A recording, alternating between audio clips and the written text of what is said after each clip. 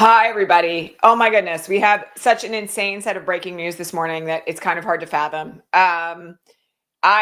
Even with everything that we know already, I continue to be gobsmacked sometimes by what we learn about what's happening inside this administration.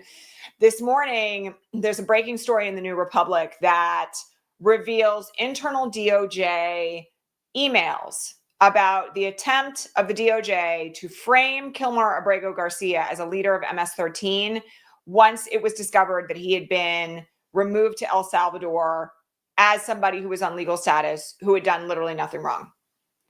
And these emails are stunning. So we have to talk about that. We also have, by the way, what I would call circumstantial evidence confirming now that Emile Beauvais lied in his confirmation hearing to be a Third Circuit Court of Appeals federal judge.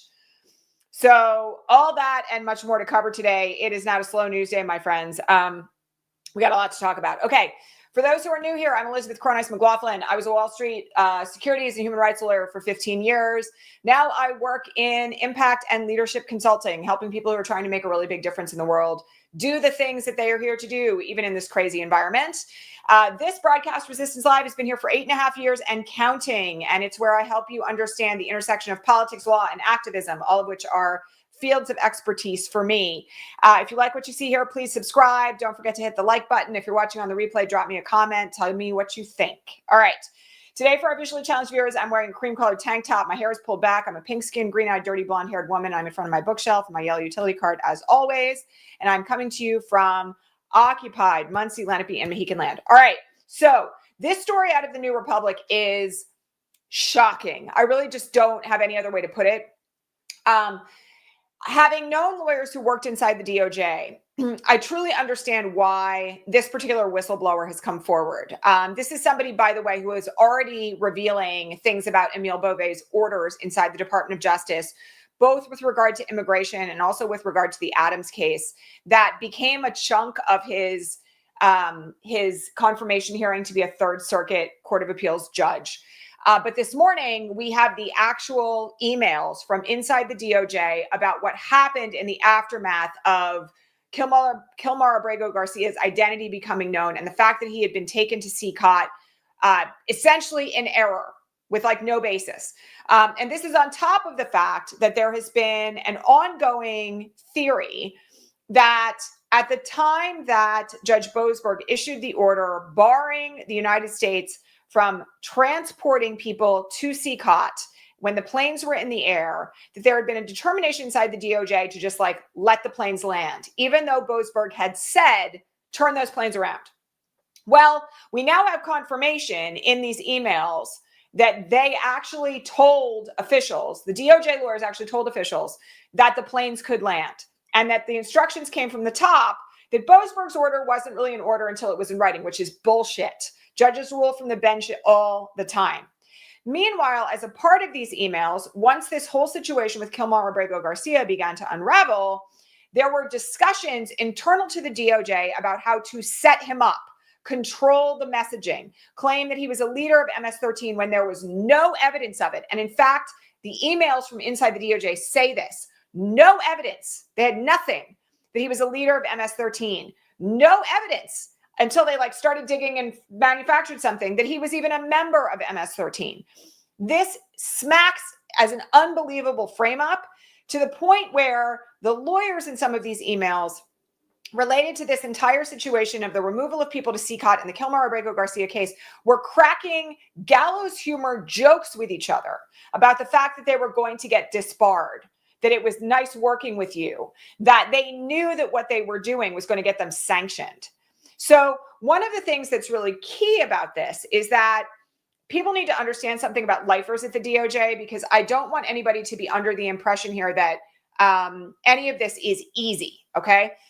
Inside the DOJ, there are lawyers that stay through many administrations. I'll remind you all, the DOJ is supposed to be independent. It does not function in any other administration but this one at the whim of the president, okay? It is supposed to represent the American people and undertake efforts, civil and criminal and otherwise, under American law for purposes of protecting U.S. law and U.S. citizens, okay? Here, one of the things that we have to be aware of is that the lifers inside the DOJ were taking orders from the top. And the people at the top were like Pam Bondi, Todd Blanche, Emile Beauvais, various people who we already knew, excuse me, were compromised when they were appointed to the second Trump administration. And these DOJ lawyers are like in a bind because they have to follow the orders of senior leadership or they lose their jobs. And simultaneously, they knew from their ethics and from the law, they were running up against something here that was like really, really problematic. Okay. Now, of course, the lawyer who is the whistleblower for this quit over this, which is, of course, an option for anybody, right? But one of the things that I want people to be aware of is that it is extremely clear reading these emails that from the highest levels of the administration, and particularly from Emile Beauvais, there was an ongoing effort, not just to propagandize the Abrego Garcia case, but to explicitly defy court orders. Now, here's one reason why this is relevant. You all will remember that when the first part of this whistleblower story broke, there was a report that when the order to turn the planes around from CCOT was entered by Judge Boasberg, the response from Emile Beauvais, and you're going to have to pardon my French here, was that the lawyers for the DOJ should say, fuck you to the court. Okay. Now, Emile Beauvais is asked about this in his Third Circuit Court of Appeals confirmation hearing. And he says he never would have said that, right? That he doesn't remember saying it. And, isn't this something, there was a whole thing where Adam Schiff went back and forth with him about this, right? In these emails, there is reference in the discussions by the senior DOJ lawyers about how to handle this situation, about the fact that they were approaching the fuck you moment or a fuck you decision, whether or not they were going to explicitly defy an order of a federal court. Okay, this is very serious stuff for their bar licenses, for the rule of law, for whether or not they have violated multiple ethical codes. This is the kind of layer of stuff that any lawyer worth their salt, I can tell you, because, Rule 11 sanctions are real. This is something that you do not even want to approach when you're an attorney, if you care about your job, right? You care about your future, because the loss of your bar license means you can't practice again. And there's a domino effect if you're licensed in multiple jurisdictions. Even more significant here, though, is that Emile Beauvais very clearly, in his role as Deputy Attorney General of the United States of America, did in fact tell them to flip the bird to federal courts. Because there's no way that these other lawyers would be talking about the fuck you decision or the fuck you moment if that language had not explicitly left Emile Beauvais' mouth. So we now have a situation where a nominee to the Third Circuit Federal Court of Appeals, one of the most powerful courts of appeals in the country, lifetime appointment, has arguably committed perjury and engaged in obstruction of justice before Congress. Okay. I'm going to remind you all, the only person who can prosecute that, wait for it, is the DOJ. So it's not like anybody's going to be indicting Emile Beauvais for this anytime soon. Okay. He may not get confirmed as a result of this, but it's not like there's any kind of accountability coming for him in the near future. Okay. So we have that situation. And now we also have a situation where it is patently obvious that the instructions came from the top of the DOJ to defy court orders and frame Abrego Garcia. So this is one of those moments where I have to say to everybody that the capacity to remain shocked by all of this is one of the ways in which we maintain our humanity. Okay. Because I know that there are probably plenty of people on social media that are running around going like, why are you surprised? Right? But this is truly shocking. I mean, this is the kind of thing, and I said this morning on Blue Sky, that in any other administration would get people fired and indicted in very short order. Okay? Lesser things, I'm thinking about Scooter Libby, lesser things have happened that have sent administration officials to prison than this. Okay? This is an explicit attempt to absolutely violate federal law and international human rights law, like no question about it. And that's on top of all the various means of contempt and obstruction of justice and everything else that could kind of like fall into play here as a result of this. One of the things that I just think is really critical for people to understand here is that, and this has been a breaking point that we've talked about here many times, but the moment where the federal government decides to defy the judiciary is a moment where the rule of law becomes irrelevant. And so the question we have before us now, in light of all of this, is what are the next steps that Judge Boasberg is going to take? Because we've had this potential threat of contempt hanging out there for a long time. We've talked about this many times on this broadcast, because Judge Boasberg has to make evidentiary findings to support contempt, meaning like hold an evidentiary hearing. And the DOJ has weaseled out of providing any information or evidence in any way, shape, or form. Well, now we have the evidence. Now we have emails that are admissible in a court of law that show that they were engaged in a conspiracy to defy the orders of the court, to be in contempt of court. And they knew it. They knew what was coming. They knew that sanctions were possible. It's truly stunning. And from where we sit right now, how this is going to unfold is going to depend on what Judge Boasberg opts to do. But I think the most critical part of this from a human rights standpoint that I think is really important, and we're going to talk a little bit about messaging a little more in the broadcast, is that it's really important that anytime you encounter this idea that any of these men at CCOT, let alone FRAME Abrego Garcia, committed crimes, right? That they deserve to be sent to a slave labor gulag for, you've got to push back on that with the actual evidence. And the evidence here is that he was innocent. Innocent. They had nothing against him. And not that it matters because, nonetheless, nobody should be third-party rendered to another country and tortured, right? But there's no evidence that he is in any way what they have made him out to be. And they know that. And they're doing it anyway. I also have to just put this in the intersection of the fact that because Trump is a malignant narcissist, he can't ever admit when he's done anything wrong. And so one of the things here that is in play is the fact that any admission of weakness is unacceptable in this administration. So they're not going to admit that they shouldn't have brought him back. In fact, the lawyer who is the whistleblower for this is the guy who went into court and said that they had made a mistake, and then they put him on leave and then he left. It's that guy who was doing the right thing in court and saying, whoops, we shouldn't have deported him. Who, by the way, stood up for all of Trump's immigration policies in the first administration. So at this point, one of the things that is really critical is that we are empowered with facts to push back against this when we encounter people who don't have this degree of information. But you should all go read the New Republic article. And also there are some clips of the emails on my Blue Sky account this morning from other folks who have pulled them. Go look at it. Okay. Again, shocking. And part of what we've all really got to do here is speak the truth about what's going on. Okay. We did have some really good breaking news this morning that I want to talk about out of the federal district court in New Hampshire. So you all remember when the SCOTUS decision dropped last week that eliminated nationwide injunctions. So I guess it was 10 days ago, eliminated nationwide injunctions from federal courts in the birthright citizenship case. One of the things that myself and other lawyers said was, and the reason for that was that the judges can only extend it to the parties in front of them. They can't extend it to a nationwide injunction, right?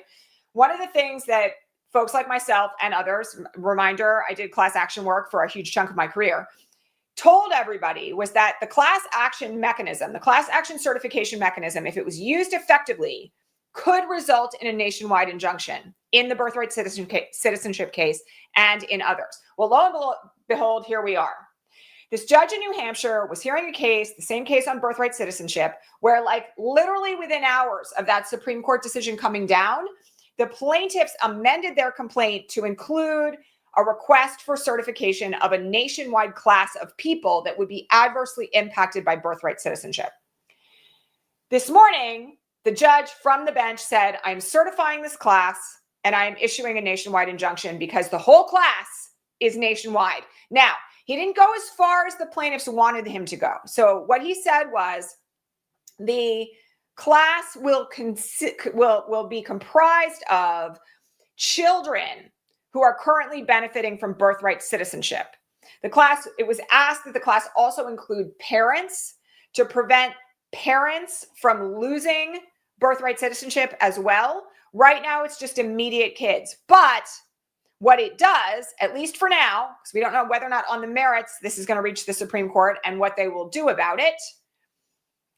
For now, children under the age of 18 who have been born to an undocumented parent inside the United States cannot be removed.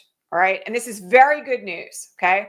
And again, I'm going to remind you all, we talked when that SCOTUS decision dropped about the fact that class action status could actually be a runaround this ruling from the Supreme Court. I'm going to remind you all, class actions are not easy. They require very specific determinations under Rule 23 of the Federal Rules of Civil Procedure. There are common questions of law and fact that predominate over anything that makes anybody in the class different. So it's not an easy mechanism. It's not going to work in every situation. But in this one, it's the right call. It's the right decision. And it got us a nationwide injunction. So this is really good. And as you all know, my thoughts on this are that we have to take our wins where we can. Okay. A couple of days ago, I talked about the prospect of a potential farm workers strike that was rumored. And I mentioned on that broadcast that there was no confirmation yet anyway, from like the farm workers union or anybody else that this strike was actually going to take place, that this seemed to be kind of like a series of things that were being floated on social media. Well, lo and behold, yesterday, the United Farm Workers disavowed any connection to this claim of a strike. And it turns out that this whole thing began with an influencer in California that everybody took up and ran with. This is why I had huge warning bells over this when I talked about it 2 days ago, because there wasn't any actual confirmation. That said, LULAC, which of course many of you know is a huge organization of Latin American citizens in the United States, does have a petition up asking for the same things that were rumored to be being demanded during the strike. And those are things like immediate paths to citizenship for farm workers, protections for essential workers who are here on undocumented status, an end to ICE harassment. All those things are totally legitimate, and LULAC is doing all sorts of great work in that direction. But for the time being right now, it doesn't look like we are in a situation where United Farm Workers or others are going to engage in a farm workers strike. So one of the things that I just want people to be mindful of here, because I've had a number of moments over the last couple of days where I've just come to the conclusion that the internet was a terrible idea, and social media particularly. Not that we can roll back the clock, but I just have to warn you all that you've got to be really careful. And again, this is why I was like, warning, warning, warning. There's no confirmation. These are rumors. We all have to be really careful right now about spreading information that is unsourced. And so anytime that I am concerned about this here, I will do what I did 2 days ago and say, this is a rumor. It's not really confirmed yet, but here's what's running around out there. Please don't circulate things as if they are legitimate without actually having that confirmation. And make sure that, as I am doing here, that if after the fact something that you've said is confirmed as inaccurate, you correct it, okay? Because one of the things that we have to be very, very smart about here is making sure that the things that we are sharing are truthful. And also that we're very mindful of the fact that people are easily triggered and scared right now.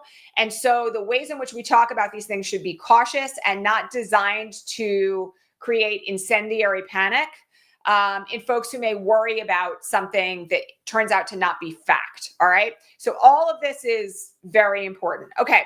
Somebody asked me this morning about, okay, back up for a second.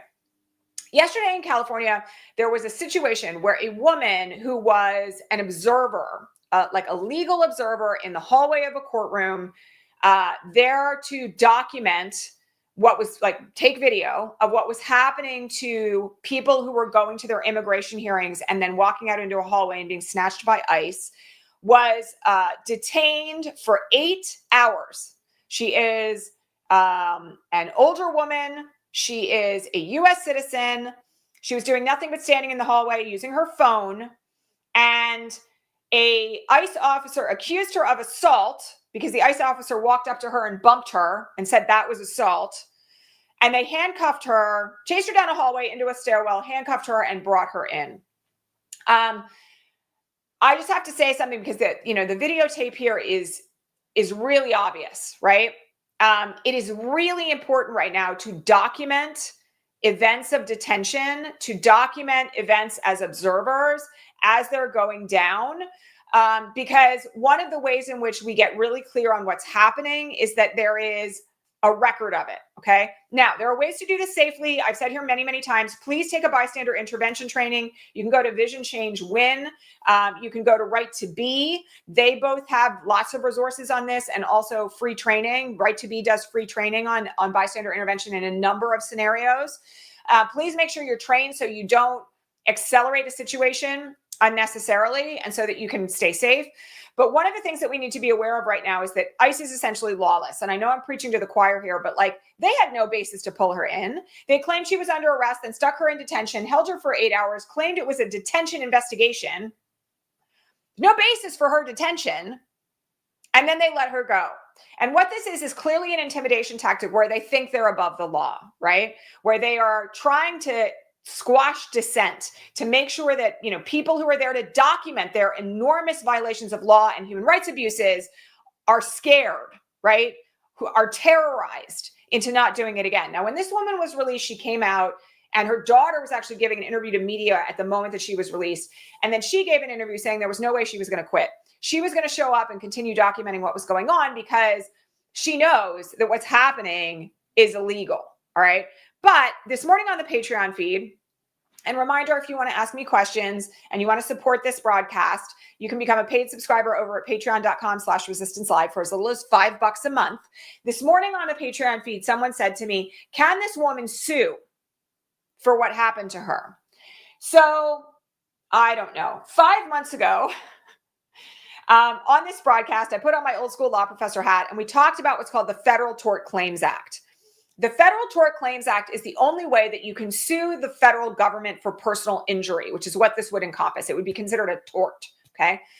Unfortunately, there's a lot of immunity extended to law enforcement officers. But second of all, in order to sue the federal government for something like personal injury, you have to first go through the OMB, the Office of Management and Budget, and you have to seek what's called a right to sue, okay? Who's the person in charge of the Office of Management and Budget?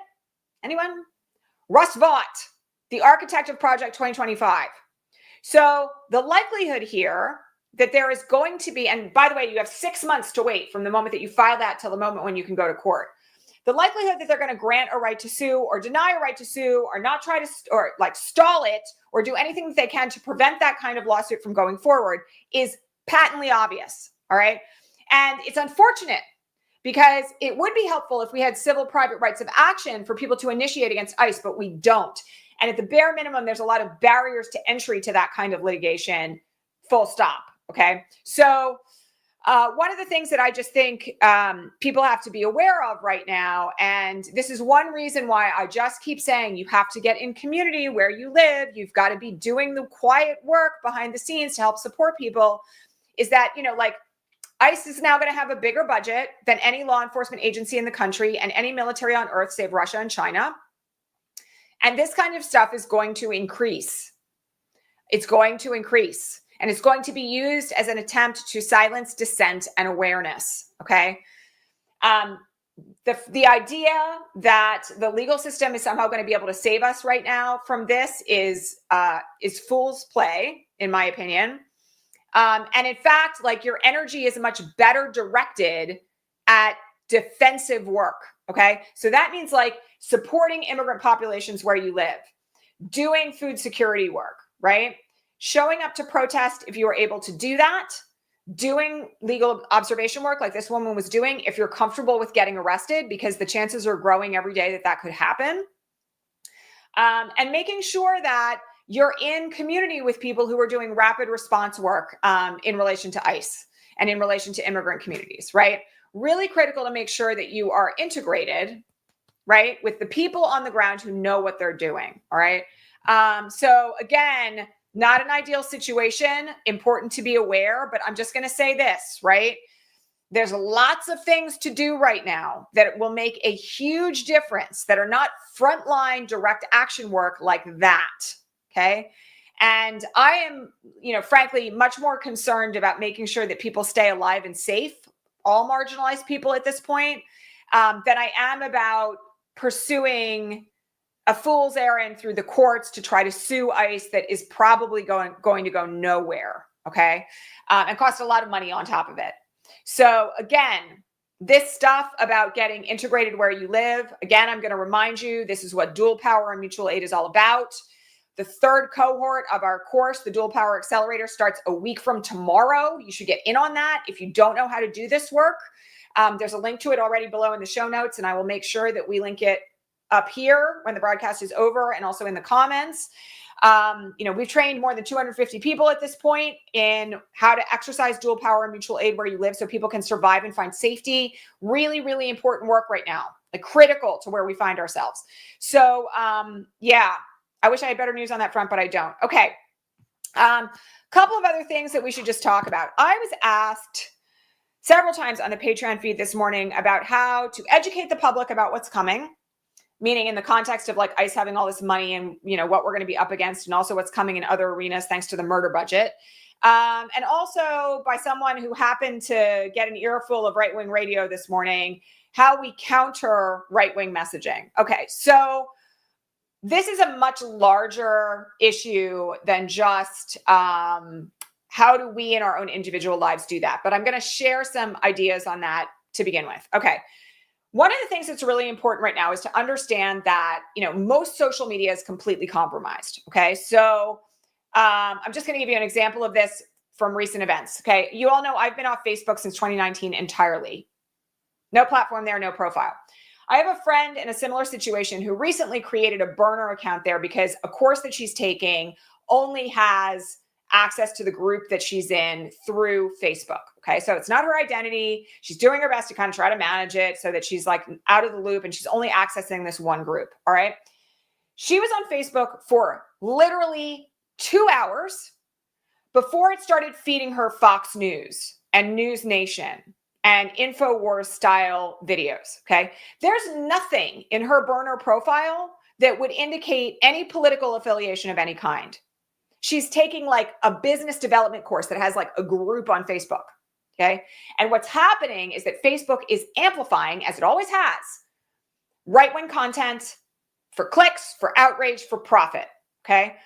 It's very hard to break through that noise. And simultaneously, we know that places like Threads have suppressed political content. They admitted they were doing it. In fact, were very overt about it before the 2024 election.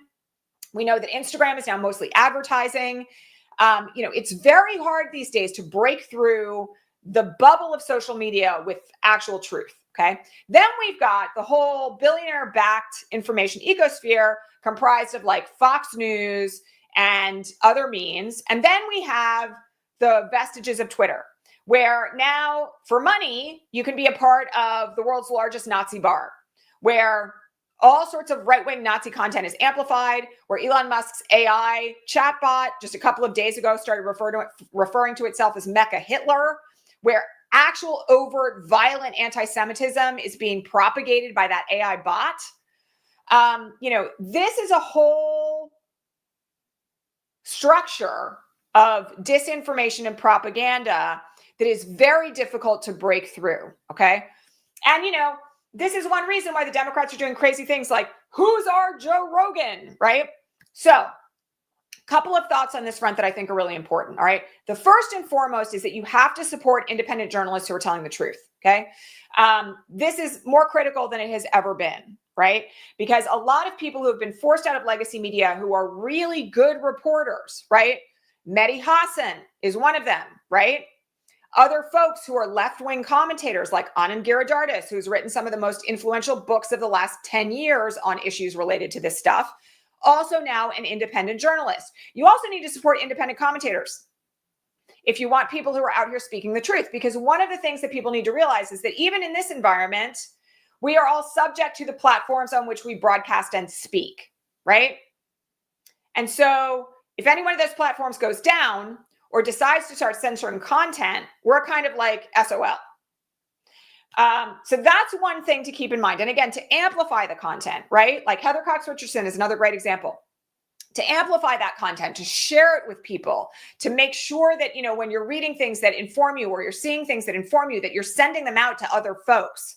Because what we're trying to do to counterbalance this enormous system that is billionaire funded is to create other pockets of truth that are growing more organically in more of a grassroots kind of way. All right.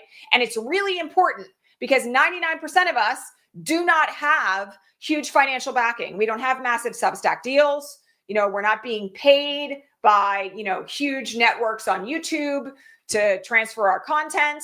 A lot of us are just doing this independently. Like Marissa Kabas, who is one of the most important independent journalists of our era, is unaffiliated and writing out of her apartment in New York City. And she's routinely breaking stories that nobody else breaks. So again, like we're in a new media ecosphere and it's much more reliant on the public to support people who are telling the truth. Okay. So that's my first plea is like, please support independent journalists and independent commentators. It's really important that you do that. But on the flip side, each of us does have a role to play in terms of telling the truth. And here's one thing about disinformation and propaganda that a lot of people don't know, okay? The most effective counterbalance to propaganda and disinformation is intimate, trusted relationships, okay? So if you are in relationship with people in your community and you're known to be someone who knows what's going on, maybe you're running like a mutual aid pod, or you're somebody who like talks to your neighbors about what's going on and how you can protect people or help people in your own community, it's much more likely that if somebody hears something crazy on the internet, they're going to come to you and ask you about it because they trust your opinion, because they trust you to know the truth, okay? Again, another feature of this that's really important is they've done studies on what happens to teenagers on the internet who are being like radicalized by far right-wing figures in the gaming industry, the brosphere, all of these arenas of the internet that are designed to propagate like violent misogyny and racism, okay? One of the studies that they've done is that actually the people who have the most influence over those kids are their parents, as long as the parents are paying attention and having open conversations with their children about what they might encounter on the internet. Trusted relationships, trusted, reliable, personal relationships, okay? So again, one of the things that I need people to think about here is that it just in the same way that there's like no one coming to save us at this moment, everybody who's like looking for our own Navalny is, in my opinion, kind of wasting their time. Plus Navalny was killed purposefully by that regime. One of the things we need to think about is that each of us are like our own brick in the wall, right? And the way in which the needle moves is through independent relationships that build community trust. And those relationships network out across the country, right? Like we all know people in other towns who we can talk to. This is also, one of the ways, by the way, in which community organizing can be built in small ways where you live that then becomes part of a much larger movement nationwide as consensus grows, okay? So incredibly important that you do not neglect the relationships that you have, that you are having proactive conversations. And also I have to remind people, just because it's always worth saying this, you cannot beat people into agreeing with you verbally, okay? One of the things that's an incredibly important skill set right now is to be questioning and open when people tell you crazy shit, okay? Just by way of example, all right? Here's one example. Somebody comes to you and says, they're like questioning in this crazy Epstein moment, right? Like, I can't believe Trump didn't release the Epstein files. Like, I'm really disappointed in him. Right? And you can say, wow, that's really interesting. What about it is disappointing to you? Right? Or if somebody comes to you with something really crazy, like windmills are killing the birds, you can be like, I didn't hear that. Where'd you get that from? Oh, you heard that on that station. Well, actually that information is not reliable, or one of the things that's been proven is that, that's actually not correct. You want me to send you like some reliable information on that? Instead of like, oh my God, you're crazy, you're falling for nonsense, which causes people to retreat, pull back, dig in their heels, right? So very important to take an approach to all of this, because we need everybody that we can get that is about questioning, providing truth, not being like aggressive with this when somebody appears to be having a moment of cognitive dissonance, right? That thing of like, well, I was told one thing and I'm not sure if it's correct. We want to open that cognitive dissonance wide, right? And the only way that we can do that is by cultivating trust, okay? Really important. Again, Anand Giridharadas' book, The Persuaders, is really key on this front. Please go read it. You can follow Anat Shankar Osorio. Also, I've interviewed her multiple times. Incredible messaging expert. She has a lot of suggestions about how to talk about key points right now over and over and over again. Very much worthwhile following what she has to say. But I really see all of this as being the role of a good citizen in democracy right now, right? To keep telling the truth, to keep speaking in ways that plant seeds that we then come back and water, and that we move in the direction of doing this as often as we can. Now, it's not going to work every time. Like, this is one of the things that I have to tell people, okay? You're not going to be able to break through every human being. And, part of that is because people have their own viewpoints, they have their own trauma histories, they have their own trauma, personal and intergenerational, that is triggered by a lot of what's going on. Many of them are in a cult. You can't talk people out of a cult, right? But at the same time, there is an individual role in intimate relationships to be the backstop against propaganda and disinformation. And yeah, we all kind of have to get past the idea that there is a magical switch that can be flipped on this and see this as a long game, right? The relationships that you are cultivating that are relationships of trust are not going to flip someone's mind overnight, right? Just like any relationship. You're not going to trust somebody the first time you have a conversation with them. You're not going to allow them to change your mind about something that you kind of think could be true if you don't know that their advice is reliable. So again, long-term planning for this, right? And also, I'll just say this, some people are not going to show up until they have their own moment of cognitive dissonance. He lied to me about Social Security. He lied to me about Medicaid. And now, like, I can't afford hospital care for my kid who's like deathly ill, right? There's all sorts of ways in which this is going to unravel. And we have to be the people, if we have the capacity for it, because not everybody does, who are sitting there and open and doing the work of allowing that cognitive dissonance to percolate and grow in people when they have it, right? And it doesn't mean we forgive racism. It doesn't mean we forgive violence. It doesn't mean we forgive January 6th.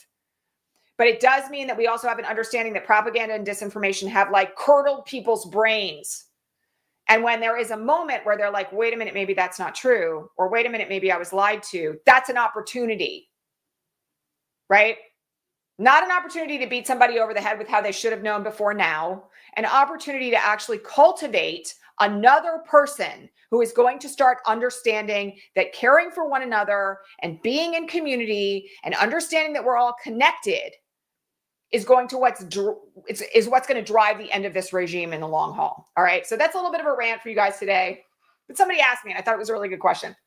All right. That's it for today, my friends. I will be here regular time tomorrow for our Patreon only subscribers. Tomorrow, there is a bonus broadcast at 3:00 p.m. So get ready for that. Actually, is that right? Is it 3 tomorrow or 3:30? Hold on. 3:30 tomorrow, 3:30 p.m. tomorrow afternoon Eastern. And I will be here, of course, for that. That is our more free-flowing, ask me anything kind of broadcast. So if you want to get in on that, again, you can become a paid subscriber to support this broadcast at patreon.com/resistancelive. Also, if you want to learn about how to build power and community where you live, please get in on the Dual Power Accelerator, our third cohort. Again, the link for that is below in the show notes, and I will also drop it in the comments. Great community of people. All the people we've trained already are also going to be going through the course this time again, if they would care to. So you'll be joining a community of over 250 people who are really committed to creating social change right now from the ground up. Great group of people.